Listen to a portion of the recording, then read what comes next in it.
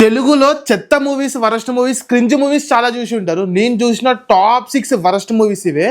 దీంట్లో మీకు క్రింజు అతి అసలు చెప్పాలంటే వరస్ట్ మూవీస్. 6th పొజిషన్ వచ్చేసరికి సోలో బ్రతికే సో బెటర్ అని ఒక సినిమా ఉంటుంది. అయ్యో బాబో, ఈ సినిమా థియేటర్లో చూసిన దాంట్లో వెన్నెల కిషోర్ కామెడీ ఉంటుంది. అసలు ఆ స్లాంగ్ కానీ వామిటింగ్ వస్తుంది మీకైతే. 5th పొజిషన్ లో భీమా నాయక్ ఉంటుంది అనమాట. నేను ఒరిజినల్ నమ్మకం పెట్టుకుని వెళ్ళిన అసలు రానానైతే అసలు వరస్ట్ చూపించారు దాంట్లో.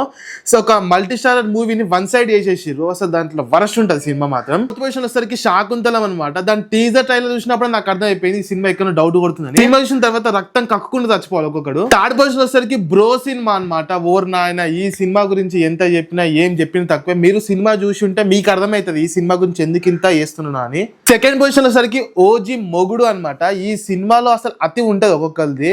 ఆ ఫ్యామిలీ ఏందో, అసలు ఆ ఓవర్ యాక్షన్ ఏందో, ఓర్ నాయన మామూలు టార్చర్ ఉంటుంది ఈ సినిమా.